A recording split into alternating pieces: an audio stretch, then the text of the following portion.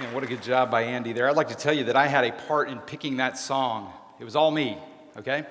Andy, to his credit, is really good. He came and asked me on Tuesday. He said, I've got some songs I'd like to sing, and, I've got several of them, but I want to make sure that it matches your message, and I really do appreciate that. It's good to, if the music will match the message and there's a kind of a seamless quality to it. Phil does a great job with that week in, week out. And he says, I got You Raise Me Up, Behold the Lamb, and some others. And he mentioned these to me, and he said, so what are you speaking on? I said, idolatry. So so we both kind of stood there, and they're like, and I said, well, I like You Raise Me Up, so let's just go with that. I'm like, okay, we'll go with that. So I don't know many songs that kind of go with idolatry, but that's what we're speaking about tonight. If you've got a good one, man, you're pretty good. You know your musical catalog. So turn your Bibles to Ezekiel chapter 14. Ezekiel chapter 14. We're going to be talking about idols of the heart. Idols of the heart. I used to, when I was growing up, when I was 15, I got my first driver's permit. And in Kansas, I think the rules are the same here, but in Kansas, when you're 15, you can drive to and from school, to and from work, if you get your learner's permit. I don't know, they may call it something different these days, but I also got my first car. It was a black Bronco, some mid-'80s Bronco. Jet black Bronco is a big one. It wasn't a Bronco 2, it was a full-size Bronco, jet black. Loved that car. I love that car, love that truck. And man, I took pictures with it, all sorts of stuff. About 3 months after I had it, and it wasn't the greatest thing in the world. I thought it was cool. It was nice. It had about a 3-inch lift, 33s on it, for those of you who know anything about that. Not super high, just enough to make it look tough. And so I liked it. It was my baby.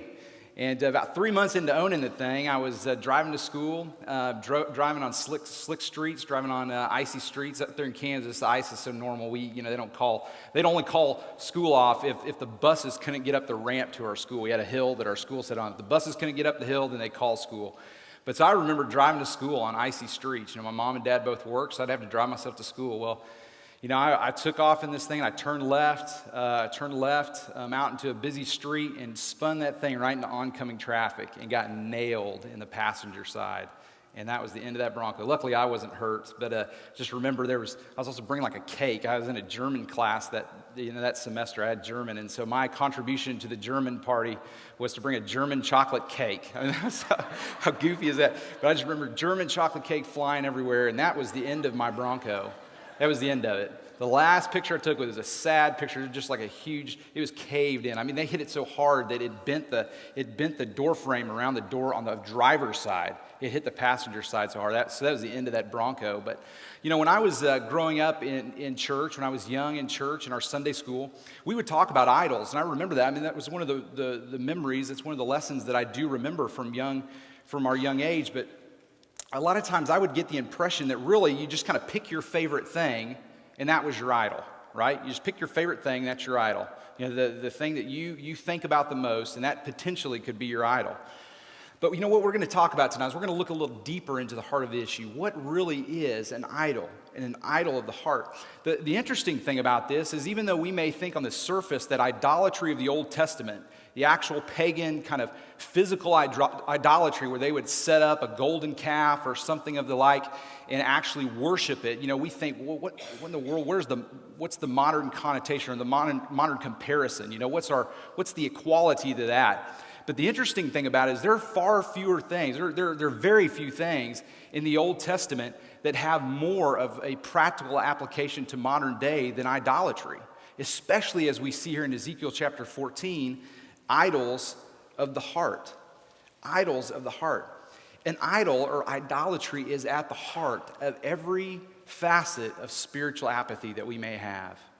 We all at times kind of go through those ruts, the ebb and the flow, those kind of down moments in our spiritual pilgrimage, our walk with the Lord, and we're definitely not on the mountaintop. We're in the valley.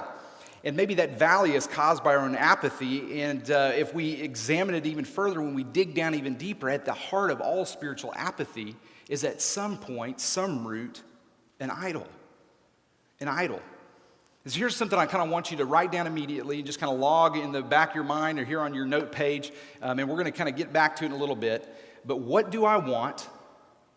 What do I want and what do I fear? What do I want and what do I fear? Two very good questions to kind of probe your heart, to kind of dig down deep, kind of bring you closer to what your idol may be, if you have one, if you have an idol of your heart. So Ezekiel chapter 14, verses 1 through 3 to start with here. Now some of the elders of Israel came to me and sat before me. This is Ezekiel talking. And the word of the Lord came to me saying, so as we see it here, first of all, in verses 1 and 2, as it's kind of set up, God has set up Ezekiel. God has made Ezekiel a confidant as these elders come. As these elders come to him, he kind of pulls back the curtain on the heart of these elders and reveals to Ezekiel their heart. And the first thing I want us to see here as we're going to walk through these first few verses is, first of all, the callousness of idolatry. Hope you know how to spell that. I was kind of searching for it myself. Spell check didn't pick it up, so I think I got it right. But callousness of idolatry. How it makes our heart calloused. It makes our heart cold. It makes us blind. The interesting thing about these elders, going all the way back, is stepping back a few chapters into chapter 8. There's no reason to think these elders aren't the same elders that were spoken about in chapter 8, or at least part of them. When Ezekiel had a vision, the Lord came to him in a vision and grabbed him by the hair, lifted him up, and flew him basically to the temple, set him down by the temple and said, dig a hole in the wall there, kind of dig out the rocks of the wall. So he dug out the rocks. He said, you'll find a door there, and open that door, all in a vision, mind you, and walk into that door. And inside that door, it took him in kind of the inner sanctum of the temple, and in there were elders, were some of these elders, the leaders of Israel. They were there in the holy place of the temple. And as he saw, Ezekiel, you can imagine, just gasped at what he saw. There on the walls of the temple were graffitied basically images of idols, images of these false gods, much like the hieroglyphics that you may find in an Egyptian pyramid as they worship the sun and the moon. And as they were there, it was a pagan religious sect worshiping these idols. And even as he sat there was a son of Shaphan. Now, if it's the same one, there's no reason to think that it's not, looking at the timeline.